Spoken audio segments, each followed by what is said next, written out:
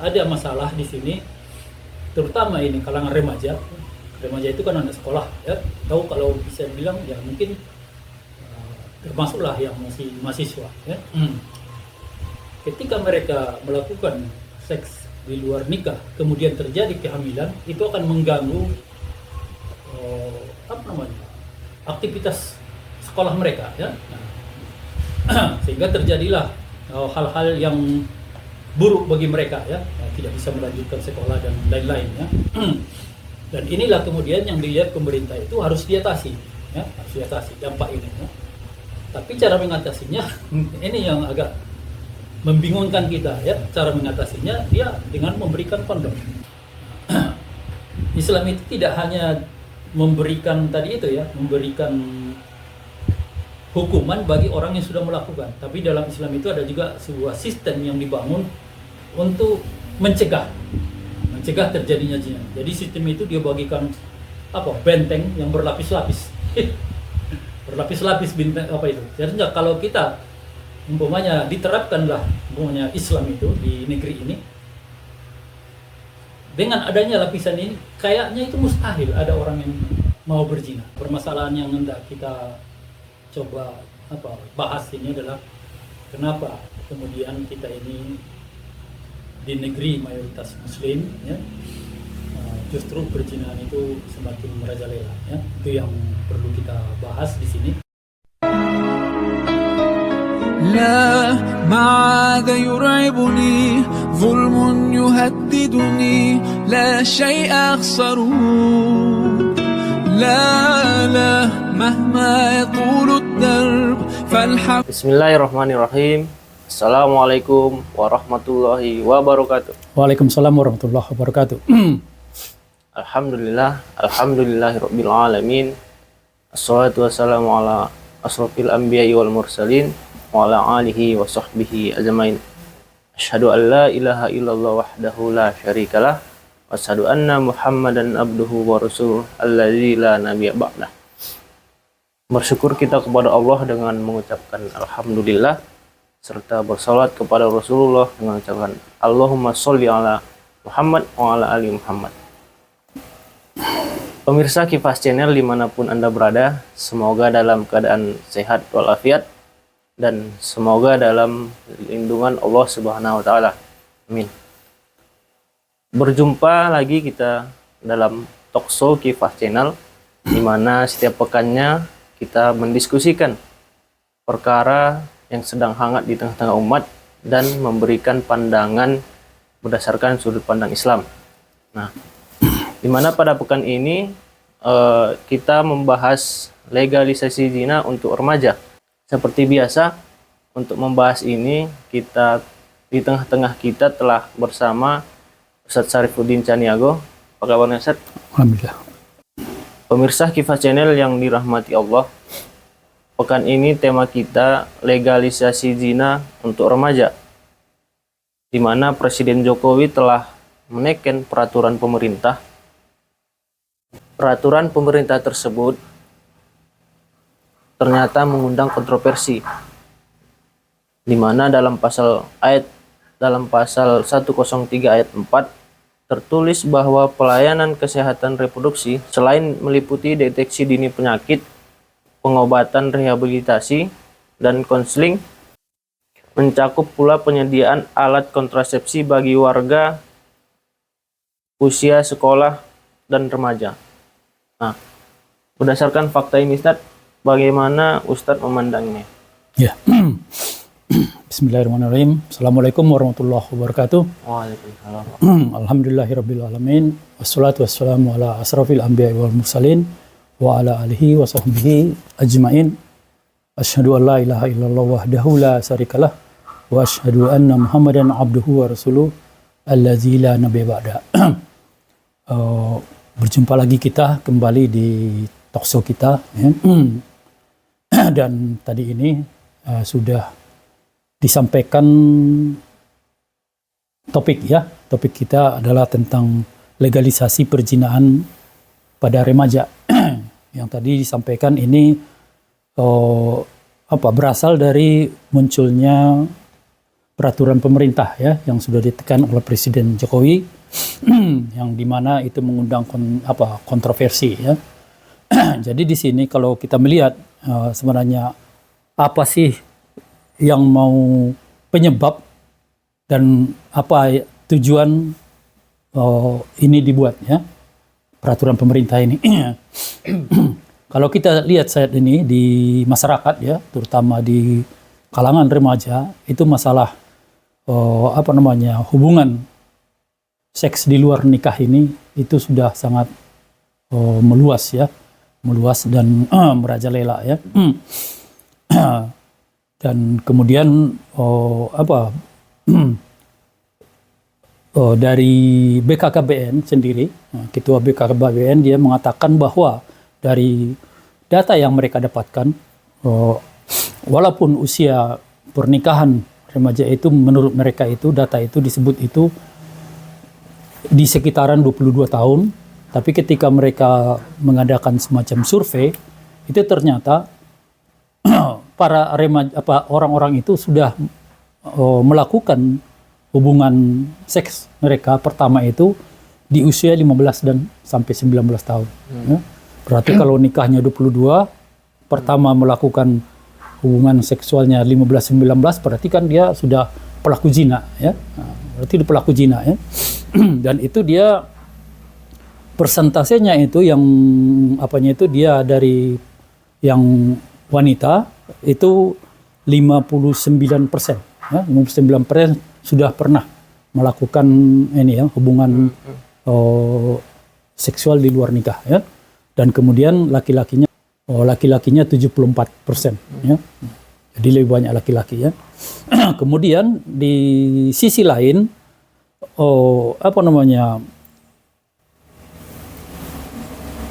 muncul dia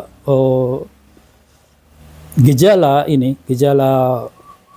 penyakit ya. Penyakit-penyakit yang muncul seperti yang kita kenal dengan HIV ya. Yang itu munculnya penyakit itu karena adanya perilaku seks bebas ini ya. Jadi dua hal itu kemudian memunculkan sebuah dampak ya. Dampaknya apa? Dampaknya itu membuat banyak terjadi perilaku aborsi ya mereka. Nah, kalau namanya seks di luar nikah, tentunya mereka itu adalah orang-orang yang belum siap untuk punya atau memelihara anak ya. Nah, sehingga ketika ada anak ya itu menjadi beban bagi mereka ya. Sehingga kemudian itu mereka aborsi, terjadilah aborsi yang cukup besar angkanya, terus naik angkanya. Dan juga tadi itu ada masalah di sini terutama ini kalangan remaja. Remaja itu kan anak sekolah ya, atau kalau bisa dibilang ya mungkin termasuklah yang masih mahasiswa ya. Ketika mereka melakukan seks di luar nikah kemudian terjadi kehamilan, itu akan mengganggu aktivitas sekolah mereka ya. Sehingga terjadilah hal-hal yang buruk bagi mereka ya. Tidak bisa melanjutkan sekolah dan lain-lain ya. Dan inilah kemudian yang dilihat pemerintah itu harus diatasi ya, harus diatasi dampak ini ya. Tapi cara mengatasinya ini yang agak membingungkan kita ya. Cara mengatasinya dia dengan memberikan kondom, membagi-bagikan kondom itu kan.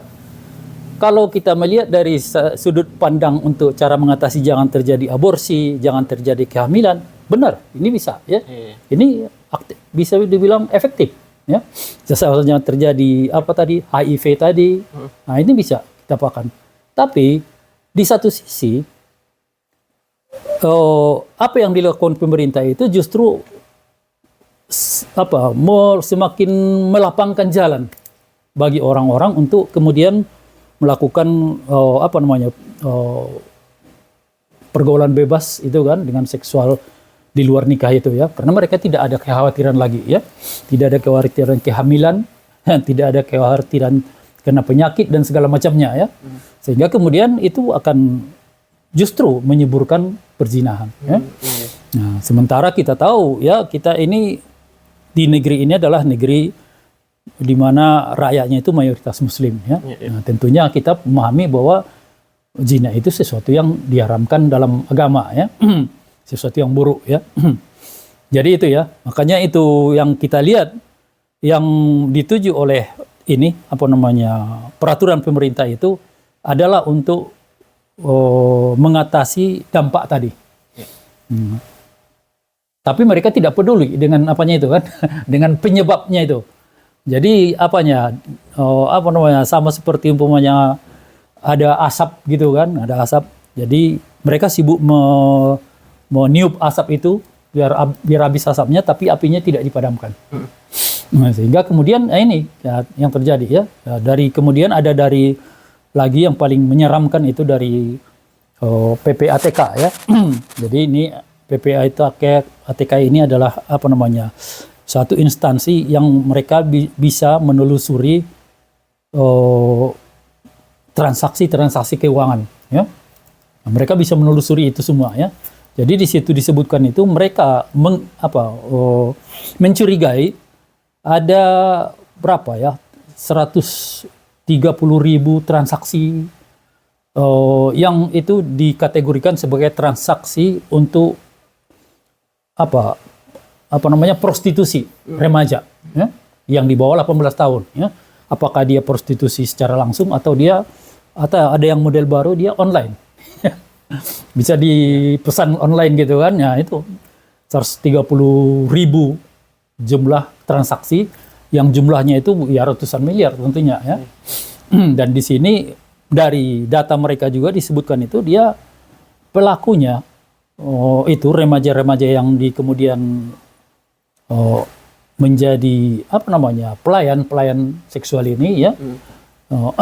Itu dia sampai mencapai angka 24.000.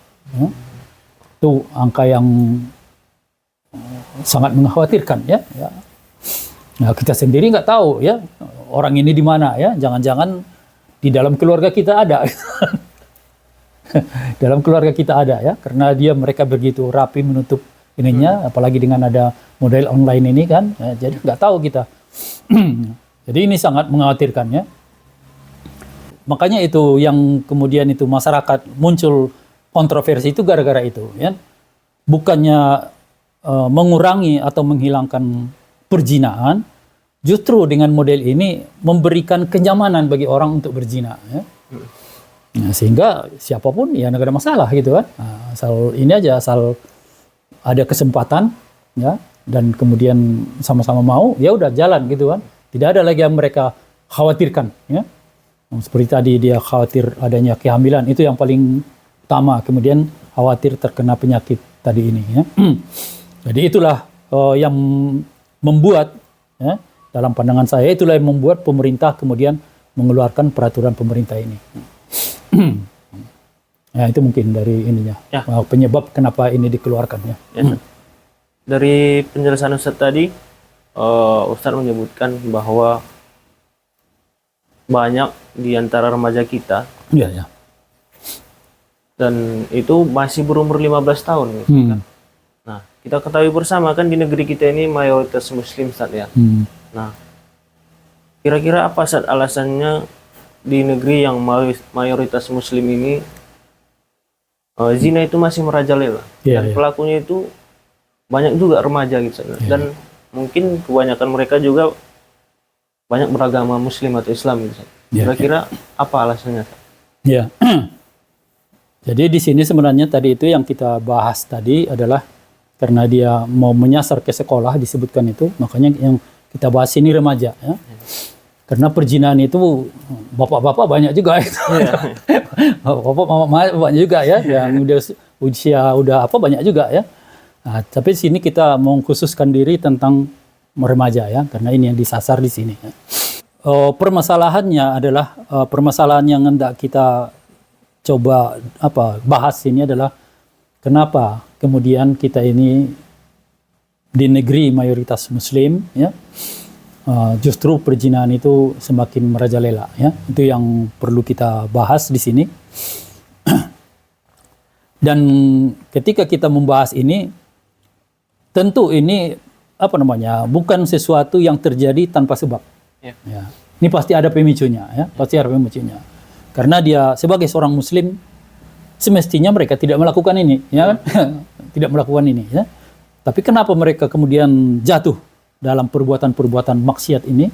Nah, ini kalau kita melihat ini tidak bisa kita lepaskan daripada sistem ya yang diterapkan kepada kita di negeri kita ini, atau bisa dibilang di hampir seluruh negeri-negeri kaum muslim ya. Yaitu sistem sekuler ya, sekuler. Di mana di dalam sistem sekuler itu dia di situ yang pertama itu adalah prinsipnya itu adalah menjauhkan manusia dari agama ya, dari kehidupannya, sehingga agama itu hanya dianggap dia hanya dalam hal-hal ibadah ya. Nah, sehingga kemudian ketika di luar ibadah itu kemudian manusia diserahkan untuk berpikir sendiri. Nah, dia apakah perbuatan ini perbuatan baik atau buruk, dia pikirkan sendiri, tidak ada kaitannya lagi dengan agama ya. Nah, sehingga kemudian dengan adanya prinsip demikian dalam sekulerisme, itu prinsip pada intinya adalah prinsip kebebasan ya.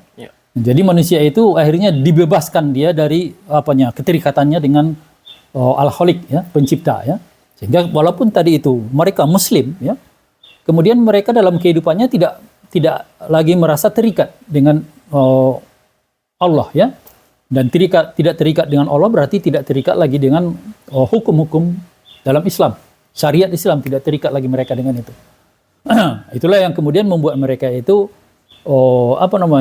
mudah ya, mudah untuk ini ya, untuk melakukan apapun ya, bukan saja masalah zina, semua ya, masalah riba dan banyak lagi ya, penipuan dan segala macamnya itu banyak lagi yang dilakukan di negeri ini ya. Dan jadi ketika kita melihat di sini faktor sistem ini adalah faktor yang paling dominan ya, yang kemudian membuat umat Islam itu akhirnya tidak lagi berkepribadian atau berperilaku sebagaimana seorang muslim seharusnya ya. Nah, di mana mereka itu sangat mudah untuk melakukan kemaksiatan dan tidak ada rasa takut lagi kepada apa yang kita kenal dengan sebutan dosa ya kan? Mereka tidak peduli lagi dengan apa yang kita apakan pahala gitu kan ya. Itu tidak peduli. Yang ada pada diri mereka itu, karena inilah hasil akhir ketika dia diterapkan di satu negeri sistem sekuler, hasil akhirnya adalah seluruh manusia yang berada di situ akan didorong untuk kemudian pikirannya hanya satu, maslahat. Ya. Hanya kepada maslahat saja ya. Nah, sehingga kemudian itulah akhirnya masing-masing manusia itu muslim maupun tidak muslim sama aja jadinya. Mereka ketika hendak melakukan perbuatan yang mereka lihat di sini maslahat ya. Nah, ketika mereka merasa di sini ada maslahat, ya jalan. Ya. Nah, karena mereka sudah merasa tidak ada keterikatan dengan Islam, ya, tidak ada keterikatan dengan Allah, tidak ada keterikatan lagi dengan syariat Islam ya. Nah, sehingga kemudian kalau kita melihat di sini ya, selama sistem tadi ini, karena kita hidup di dunia ini kan, dimanapun kita berada di muka bumi ini, kita tidak bisa lepas dari sebuah sistem. Ya. Nah, tidak bisa kita melepaskan diri, tidak bisa kita mengatakan saya tidak mau berada di suatu negara yang di situ tidak ada sistem. Tidak bisa ya.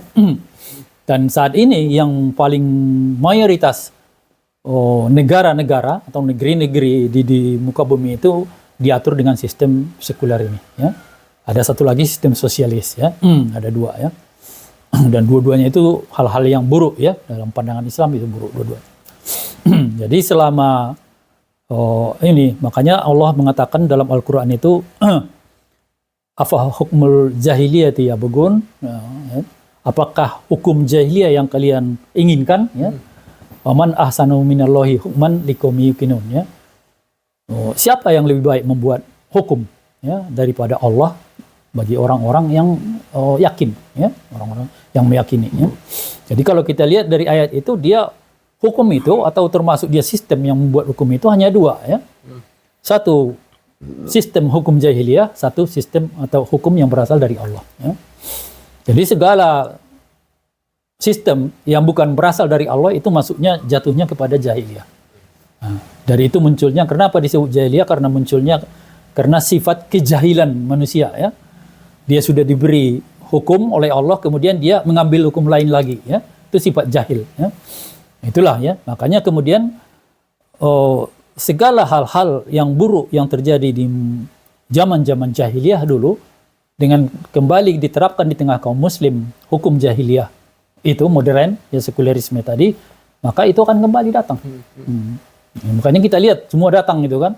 Apa yang terjadi di masa sebelum Rasulullah, di masa Rasulullah di Quraisy itu mereka membunuh anak-anak perempuan mereka, ya. Sekarang lebih parah lagi, ya. Kalau dulu anak perempuan, sekarang anak laki-laki, anak perempuan semua dibunuh. Diaborsi, dibuang segala macamnya itu kan. Dan banyak lagi, ya, dalam ekonomi, dalam apa semuanya. Semua terjadi lagi sekarang. Dan itu yang membuat kemudian terjadilah, ya, apa yang kita lihat sekarang, fakta yang sangat mengerikan di tengah-tengah kita, ya, tentang ini. Jadi penyebabnya kepada sistem itu. Jadi ketika sistemnya itu masih tetap jahiliyah tadi, sistem sekuleris tadi, ya, maka ya keburukan-keburukan akan tetap ada, ya. Tidak akan mungkin kita bisa menghilangkannya, karena sistem itu bukan tujuannya menghilangkan itu, sama seperti peraturan pemerintah itu kan. Bukan ke situ tujuannya kan. Nah, hanya menghilangkan dampak-dampaknya ini kan. Nah, itu enggak dihilangkannya. Karena dalam undang-undang di negara kita itu zina itu bukan kejahatan. Baru disebut dia kejahatan kalau di situ ada pemaksaan. Ya. Kalau mereka dua pasangan ini melakukannya dengan sama-sama suka, tidak ada masalah. Ya. Tidak ada masalah dalam pandangan hukum. Ya. Itulah dia sekuler tadi itu, pandangan sekulernya. Nah, itu mungkin apanya gambarannya. Ya, dari penjelasan tadi kan kita telah pahami bahwa sistem sekuler itu tidak mampu mengatasi zina yang sedang merajalela di tengah-tengah kita saat ya, saya kira bukan saja tidak mampu, tidak mau. Tidak mau. Ya. Nah, tentu kan kita sebagai muslim ingin tahu bagaimana sebenarnya Islam mengatasi zina, dan bagaimana cara Islam menghilangkan perzinahan. Ya. Ya. Jadi kalau kita kembali ke dalam pandangan Islam, ya, karena kita memang dia di sini adalah dalam istilah dakwah Islam, ya, selalu segala permasalahan itu kita lihat kembali ke dalam pandangan Islam. Ya. Jadi ketika kita bicara zina itu mungkin tarik ke belakang dulu sedikit, ya, bahwa sebenarnya Allah itu menciptakan manusia itu laki-laki dan perempuan, ya. Jadi dia ada laki-laki dan perempuan. Kemudian tujuan penciptaan laki-laki dan perempuan itu tujuannya adalah untuk mereka bisa berketurunan. Kalau umpamanya manusia itu tidak dimaksudkan untuk punya keturunan, mungkin bentuknya laki-laki aja udah, kan. Nanti habis sendiri gitu. Berketurunan. Maka kemudian ketika Allah mengapakan untuk manusia itu laki-laki dan perempuan yang berketurunan, maka diberikan Allah lah kepada laki-laki dan perempuan itu satu naluri yang kita kenal dengan gorizoh, ya, gorizoh na'u, ya, atau dia naluri untuk melangsungkan keturunan, ya, ada naluri itu, ya. Jadi salah satu ciri khas naluri itu adalah adanya ketertarikan antara seseorang kepada lawan jenis. Yang laki-laki tertarik pada perempuan, perempuan tertarik pada laki-laki, ya. Nah, inilah yang kemudian akhirnya bisa berujung pada maksudnya sebenarnya berketurunan, maksudnya, ya, untuk agar mereka itu bisa berketurunan. Bayangkanlah kalau memang tidak ada rasa ketertarikan itu, ya manusia tidak akan berketurunan. Kita menikah kan karena pertama tertarik gitu kan, tertarik dengan perempuan gitu kan, itu baru nikah gitu. Kalau kita tidak tertarik pada perempuan, seperti kita lihatlah di Eropa sana gitu kan, yang kita kenal dengan LGBT itu, ya, yang laki-laki tertarik dengan laki-laki, perempuan tertarik perempuan, tidak ada keturunan, ya, tidak ada keturunan, hilang keturunan itu. Makanya itu, ya, makanya di sini kemudian hal ini, gorizoh ini kan dia bersifat bisa mendatangkan kebaikan, bisa mendatangkan keburukan. Nah, tergantung bagaimana kita untuk memenuhinya, ya, memenuhinya. Kalau kita memenuhinya dengan benar, maka dia mendatangkan kebaikan. Tidak benar mendatangkan keburukan. Ya. Bagaimana yang benar itu tentu yang memberi naluri ini yang kita harus memberitahu kita kan. Ya, ya. Bagaimana yang benar ya harus dia, yaitu Allah ya. Harus Allah yang beritahu kita bagaimana untuk memenuhi naluri kita ini ya. Kalau kita sendiri diberikan kepada kita, ya itulah terjadilah ya. Akhirnya terjadilah ketika manusia itu kemudian memutuskan sendiri bagaimana dia untuk memenuhi nalurinya itu, yang di situ masuk di situ nafsu syahwatnya itu, akhirnya itulah yang terjadi kan. Nah, makanya kemudian Islam mengatur ya, Islam mengatur bagaimana agar kemudian walaupun naluri itu ada dalam diri manusia, tapi itu tidak melenceng kemana-mana ya, harus mereka gunakan naluri itu untuk sampai kepada berketurunan ya, berketurunan. Dan dalam Islam, pandangan Islam, berketurunan itu hanya bisa melewati satu pintu, yaitu pernikahan. Nah, tidak ada pintu lain. Hanya lewat satu pintu, pernikahan. Ya. Nah, kenapa demikian? Karena dalam pandangan Islam itu, keturunan itu bukan keturunan yang dilahirkan, dibiarkan. Keturunan itu keturunan yang begitu dia lahir, harus dipelihara dengan baik, harus dibesarkan dengan baik. Ya. Nah, maka dia tidak akan mungkin ada keinginan begini muncul pada dua orang yang belum menikah. Nah, akhirnya terjadilah itu kan. Nah, ada keturunannya dibuangnya di sampah gitu kan. Nah, atau sebelum lahir pun sudah diaborsi dengan segala macam obat dan lain-lain itu kan. Itu yang terjadi ya. Makanya dalam Islam demikian. Itu dia dari sisi asal muasalnya. Jadi umpamanya jangan kita menyalahkan Allah ya. Wah, saya berzina itu gara-gara Allah memberikan saya ini, bukan? Nah, karena sudah ada aturan kan, ada aturan, ya, ada aturan. Bisanya kita melaksanakan itu ya. Bagaimana kalau saya belum juga dapat jodoh? Ya, ada dari Rasul ada gitu kan? Nah, ada umpamanya dari hadisnya Rasul itu mengatakan kalau sebaiknya seorang itu cepat menikah ya, karena kalau dia menikah dia sudah semakin cepat dia menikah, maka itu akan pertama menjaga kemaluan katanya kata Rasul, kemudian lindungi pandangan, ya, pandangannya. Ya. Kalau dia belum bisa, Rasulullah mengatakan berpuasa. Ya. Ya. Tapi nggak bisa bertahun-tahun berpuasa kan, makanya ya apanya cepat lah gitu kan. Nah, misalkan, makanya dalam Islam itu beda dengan sistem sekuler itu, mereka itu justru melihat pernikahan dini itu sesuatu yang buruk ya. Nah, kalau dalam Islam tidak ya. Ketika dia sudah terpenuhi semua syarat dia untuk menikah, ya udah cepat ya. Makanya ada dalam satu lagi hadisnya Rasul itu disebutkan kepada satu kaum, ketika kalian melihat di tengah kalian ada pemuda yang sudah mencukupi semua, kalian upayakan harus dia menikah. Ya. Harus menikah ya. Harus menikah gitu. Kalian bantu dia, kalian ini agar dia bisa menikah. Jadi itu ya. Jadi kemudian itulah dalam pandangan Islam tentang tadi ini ya. Asal muasal ya. Asal muasal tadi kenapa kemudian ada hawa nafsu dalam diri manusia. Itu tujuannya untuk apa sih sebenarnya ya. Dan kemudian dari segi hukum bagi orang yang berbuat ya, dia ketika Ibnu Mas'ud ya, dia mendatangi Rasulullah dan bertanya kepada Rasulullah, ya Rasulullah, sampaikan, beritahulah saya apa dosa-dosa besar itu ya. Dan Rasulullah menjawab, allazina yad'una ma'allahi ilahan akhar ya. Jadi mereka yang tidak menyembah, jadi ini yang disampaikan Rasulullah itu bukan mereka yang berdosa ya, tapi mereka yang kemudian yang tidak mau melakukan ini nanti yang berdosa. Jadi di sini mereka yang tidak menyembah Allah bersama dengan sekutu-sekutu, ya, bersama dengan yang lain. Ya. Nah, sehingga kalau kita lihat seperti umpamanya ada agama lain dia menyembah Allah Bapa, kemudian ada lagi Allah Anak gitu kan, ada sekutu-sekutu ya. Jadi itu kemudian dia wallazina wala yaqtuluna nafsa allati harramallahu illa bil haq. Ya. Kemudian orang-orang yang tidak membunuh manusia, yang itu dia diharamkan Allah untuk dibunuhnya kecuali yang hak, ya, yang dibenarkan dibunuh. Ya. Kemudian yang ketiga wala yakzunna, ya, dan kemudian dia tidak berzina.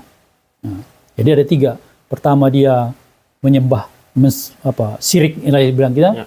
Kemudian yang keduanya itu membunuh manusia, ketiga berzina. Ya. Baru kemudian itu pamai yaf'alu zalika, siapa saja yang melakukan itu, nah ini kan. Nah, tadi kan yang tidak melakukan yang disebutkan Rasulullah. Ya. Siapa saja yang melakukan itu yalqa asama, ya, baru dia akan mendapatkan dosa, ya. Nah, jadi itulah. Jadi di situ menurut para ulama itu menunjukkan bahwa 3 ini termasuk dosa besar. Ya. Ya. Nah, jadi dia di bawah dari syirik itu menyekutukan Allah, menyembah yang lain selain Allah, itu dosanya di bawahnya itu adalah membunuh manusia. Di bawah membunuh manusia dosanya itu adalah zina. Ya. Makanya kalau dia menyembah yang lain selain Allah itu kalau dia seorang muslim, dia murtad, ya. Dia keluar dari Islam. Maka dia kalau tidak kembali kepada Islam dibunuh, ya. Orang yang membunuh manusia itu pun dibunuh, kisos, ya. Orang yang berzina juga kalau dia yang pelakunya muhsan, yang sudah suami istri dibunuh. Ya. Jadi menunjukkan ini dosa besar, sangat besar. Tidak boleh ada orang begini hidup, ya. Orang begini boleh hidup, nggak boleh, ya. Makanya dalam pandangan Islam ini dosa besar, ya. Nah, dan kemudian ketika kita melihat dalam Al-Quran itu Allah mengatakan itu wala taqrabuz zina fa innahu kana fahisatan wa sa'a sabil, ya. Nah, jadi di situ disebutkan Allah itu jangan kalian dekati zina, ya. Jadi saking parahnya zina itu mendekatinya saja udah dilarang gitu kan. Bukan pokoknya kalau ribanya itu dilarang kan. Nah, ini indah. Mendekatinya apa-apa saja yang bisa mendekatkan kita kepada zina itu langsung itu dilarang, ya. Saking ininya, ya. Karena itu adalah suatu kekejian, ya, fahisah, ya, kekejian, dan kemudian sa'asabil, ya, sa'asabil dia jalan yang sesat, ya. Nah, dan kemudian ada lagi dari Rasulullah mengatakan itu iza zahara zina war riba fi qaryah, ya. Jika sudah terlihat merajalela zina dan riba di suatu negeri, ya, faqad ahallu anfusihim ajaballah, ya. Maka sama saja mereka itu sudah menghalalkan diri mereka untuk diajab Allah, ya. Jadi ini sangat mengerikan, ya. Dari sini kita melihat bahwa zina itu adalah sesuatu yang sangat besar dosanya sehingga orang-orangnya, pelakunya itu semestinya tidak layak hidup, gitu kan? Ya, tadi itu dia dirajam itu kan. Nah, kalau dia yang pelakunya dia ghairu muhsan, ya, mereka itu belum menikah, maka mereka dijilid, ya, dicambuk 100 kali cambuk, ya. Dan itu dilakukan pencambukannya itu disaksikan oleh masyarakat, ya. Tidak ditutup. Kalau sekarang kan ada tertangkap koruptor gitu kan, nah, dibawa ke di polisi gitu kan, ditutup mukanya gitu kan. Ditutup mukanya biar jangan malu dia, biar jangan kelihatan mukanya. Kalau ini enggak, dibuka dia, perlihatkan sama orang inilah pelaku zina, gitu kan. Itu dia dari segi hukum, ya. Nah, Islam itu tidak hanya memberikan tadi itu, ya, memberikan hukuman bagi orang yang sudah melakukan, tapi dalam Islam itu ada juga sebuah sistem yang dibangun untuk mencegah, terjadinya zina. Jadi sistem itu dia bagikan benteng yang berlapis-lapis, berlapis-lapis benteng itu. Jadi kalau kita umpamanya diterapkanlah umpamanya Islam itu di negeri ini, dengan adanya lapisan ini, kayaknya itu mustahil ada orang yang mau berzina, ya. Benteng pertama adalah ketika seorang itu lahir, dia sudah ditentukan baginya siapa mahram, siapa bukan mahram. Ya. Apa itu mahram? Kenapa ada kategori mahram? Mahram itu adalah Allah sendiri yang menetapkan, kan? Allah sendiri menetapkan ini mahram, ini tidak mahram. Mahram itu bagi Allah adalah ketika diantara dua pihak ini, dalam pandangan Allah karena dia mencipta manusia, tidak ada ketertarikan syahwat. Itulah yang disebut mahram, gitu kan. Pemanya kita dengan ibu kita, gitu kan. Atau ayah kita, seorang ayah dengan anak perempuannya, gitu kan. Ya. Pemanya kita dengan saudari kita perempuan. Ya. Jadi itu ya. Jadi tidak ada ketertarikan syahwat. Itulah yang kemudian diberikan menjadi mahram ya. Beda kalau suami istri ya. Suami istri itu mahram spesial. Itu mahram spesial. Hanya di batas tertentu dia menjadi mahram, di batas lainnya juga dia bukan mahram ya. Nah, itu spesial. Nah, itu dia. Yang kedua kemudian yang muncul kalau ini ya, itu lapisan pertama, makanya ketika kemudian orang-orang itu tetap dia hanya bergaul dengan yang mahramnya, ya nggak ada kan? Orang mahram kita kok yang di dekat dengan kita kan? Mana ada ketertarikan itu? Ya nggak mungkin. Jadi ini yang terjadi ini kan ketika dia keluar dia dengan bertemu dengan yang bukan mahramnya. Itu yang pertama. Dari situ aja kita lihat udah mengecil sekali kemungkinan adanya zina. Ya. Kemudian keduanya dia ketika kita lihat munculnya dorongan ini syahwat itu.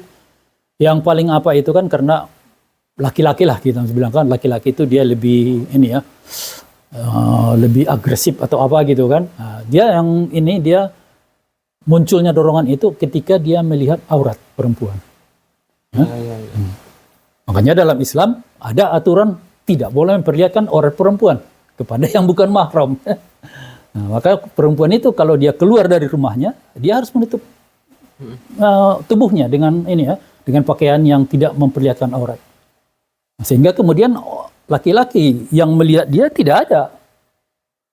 Pemanya ini ini bensin di sana api ya tidak mercik-mercik dia apanya itu kan. Nah, tidak ada dia kosletnya nggak ada ya. Karena dia tertutup dia semua ya. Itu yang kedua ya. Kemudian yang ketiganya di sini adalah ketika karena tidak mungkin kita tidak pernah bertemu dengan yang bukan mahram ya. Nah, maka kemudian muncullah dalam ajaran Islam yang disebut dengan godul basar, menundukkan pandangan ya. Nah, jangan dilihat ya. Nah, kalau melihat sepintas boleh gitu kan. Nah, tapi jangan melihat untuk kedua kali, ketiga kali ya. Ini bisa kita lihat dari satu riwayat ketika Rasulullah berboncengan dengan keponakannya ya, Adi ya, naik unta ya. Nah, jadi kebetulan berpapasan mereka dengan satu orang perempuan ya. Jadi si Adi ini melihat perempuan itu ya. Kemudian ketika sudah kemudian kedua kalinya si Adi nengok lagi ya. Rasulullah memegang kepalanya dan belokkannya ke depan. Pandangan yang pertama itu aja yang bagimu, yang keduanya enggak lagi. Jadi begitu ya. Bukan kita tidak boleh melihat. Nah, tapi melihatnya itu ini tadi bagi ini ya, bagi perempuan yang sudah tertutup aurat. Ya. Kalau yang tidak tertutup aurat nggak boleh melihat lagi, bukan menundukkan pandangan lagi, tidak boleh kita lihat. Karena ini perempuan yang masih menutup aurat masih terlihat muka ya. Nah, jadi muka itu boleh, karena dia bukan aurat, boleh kita lihat, tapi dia harus tundukkan pandangan. Artinya tidak berlama-lama ya. Kalau umpamanya ada percakapan kita yang harus agak panjang, umpamanya lagi jual beli atau bikin akad ya, ya upayakanlah melihat ke arah yang lain gitu kan, arah ke buku tulisnya aja ke apanya gitu, ya, nah itu apanya modelnya ya. Nah, itu kemudian ketiganya itu dia disebut itu dia ada dalam keempat ya, lapisan keempat itu adanya larangan untuk ikhtilat. Ikhtilat itu apa yang dikenal ikhtilat itu adalah beradanya laki-laki dan perempuan itu bersama-sama dalam satu tempat ya. Tanpa ada pembatas di antara mereka ya. Itu. Sehingga mereka bisa berinteraksi bebas ya. Nah, itu. Makanya kalau ini contohnya seperti kita umpamanya yang paling kita lihat masjid ya. Ya. Nah, masjid kalau dia ada masjid itu dia ada perempuan yang sholat di situ, dia tempat pembatas itu ya. Jadi harus demikian model dalam apanya. Kalau mereka ini Bagaimana kalau di pasar? Di pasar itu lain apanya. Itu ada kekhususan yang di pasar itu. Itu tidak bisa kita hindari ya. Tapi itu nanti bisa saja terhindari kalau dalam Islam ya. Kalau dalam Islam itu dia seperti kita umumnya kalau antum nanti ada rezeki ke Mekah gitu kan. Nah, kalau antum kemanapun mau beli kemana-mana itu yang jaga itu laki-laki. Nggak ketemu satu pun yang melayani perempuan di situ kan. Laki-laki semua. Ya. Jadi lebih ini ya. Nah, itu ikhtilat nggak boleh ya. Kemudian ada lagi, tidak berhenti di situ, ada lagi dia lingkaran yang apanya tidak boleh khalwat. Ya. Khalwat itu dia berdua-duaan. Dua orang yang bukan mahram. Ya. Di satu tempat yang ini, yang terpisah. Apakah tempat itu tertutup atau tidak, pokoknya dia terpisah. Ya. Nah, kadang-kadang kan ada kita lihat di pantai gitu kan, nah, mereka di sana gitu kan, nah, duduk dua. Itu disebut dengan tempat terpisah itu. Tempat terpisah ya. Itu nggak boleh ya. Karena Rasulullah mengatakan itu kalau ada dua orang laki-laki dan perempuan berada dalam satu tempat terpisah, maka bersama mereka ada yang ketiganya itu setan. Iblis yang akan menjerumuskan mereka ya. Nah, jadi itulah awal mulanya. Makanya dia ada larangan untuk mendekati itu kan, mendekati zina itu ya. Jadi larangan hal yang membuat munculnya zina itu adalah kedekatan gitu kan. Nah, kedekatan. Tak mungkin kita melakukan zina kepada perempuan yang tidak kita kenal kan. Dia pun mungkin gak, siapa kau gitu. Ngapain gitu ya kan. Kalau mau kita ini kan. Kedekatan itu yang membangun mula-mulanya sehingga terjerumus mereka ke zina.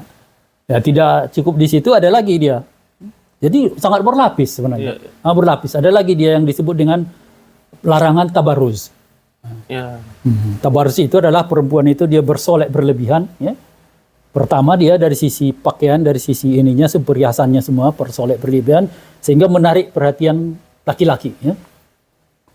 Kemudian dia satu lagi tabarruz itu yang disebut tabarruz itu dia gerak tubuh. Nah, dia membuat gerak tubuhnya sehingga gerak tubuh dan ucapan, ucapannya itu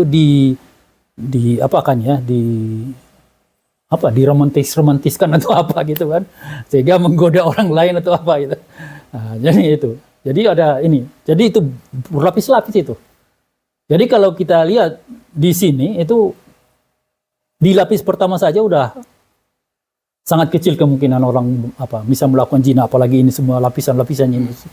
Sebut saja. Kalau masih ada orang yang melakukan itu, dia akan terhenti kepada tadi itu, hukum.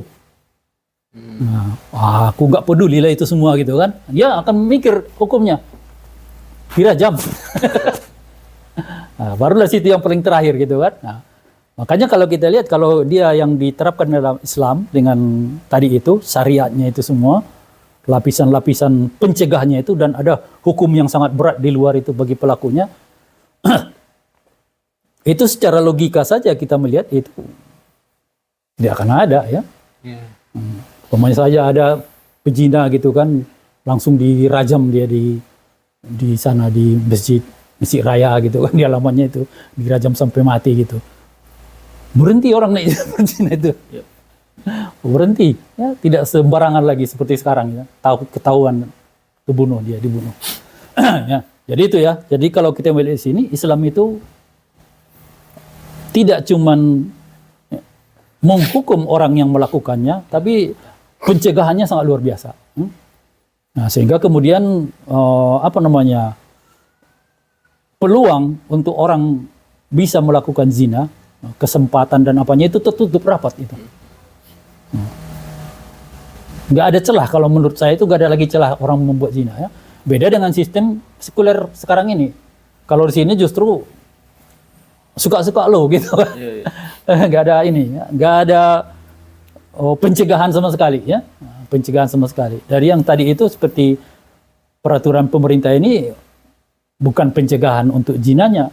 Nah, itu pencegahan terhadap dampak yang dibuat oleh zina ya. Dampak yang terjadi karena zina ya. Jadi kalau kita melihat di sini ya, makanya kadang-kadang heran kita ketika kita umpamanya menyatakan ayolah kita terapkanlah di negeri ini syariat Islam. Ya. Itu mendatangkan kebaikan bagi kita. Itu banyak yang tutup telinga, banyak yang lari menjauh gitu kan. Banyak kemudian merasa ini adalah ajakan-ajakan yang tidak ada manfaatnya, ajakan-ajakan yang mendatangkan keburukan dan apanya ya.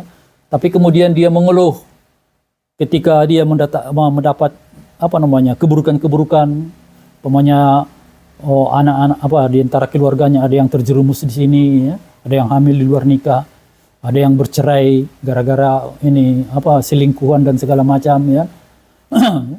Tapi ada solusi yang sangat bagus yang datangnya dari Allah, dan kemudian ada ancaman dari Allah, dosa bagi orang-orang yang tidak mau menerapkannya. Dia nggak peduli. Ya, hanya dengan penerapan Islam secara menyeluruh, ya dengan itu tadi yang kita jelaskan tadi sudah jelas benar itu kalau menurut saya ya.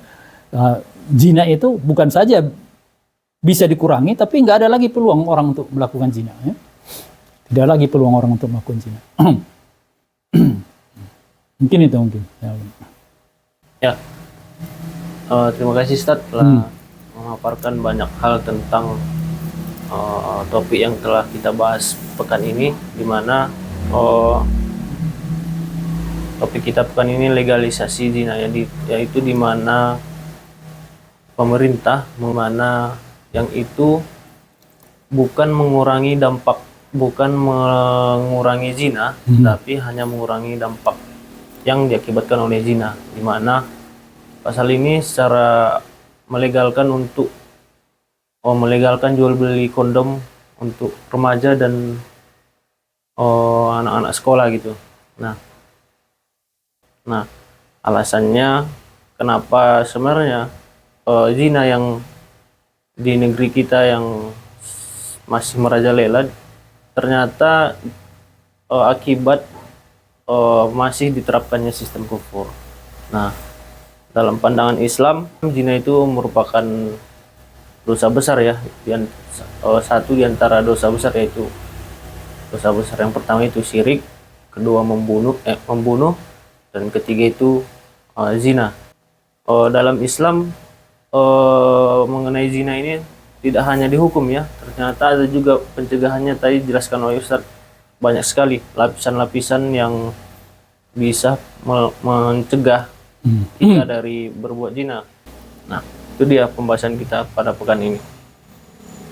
Nah, sahabat Kifah Channel yang dirahmati Allah, jelas ya, kerusakan sosial seperti perzinahan ini tidak bisa dicegah hanya semata-mata dengan tausiah dan doa, tetapi harus ada penerapan hukum-hukum Allah Subhanahu wa taala secara kafah dalam naungan Daulah Khilafah. Sekian pertemuan kita pada pekan ini.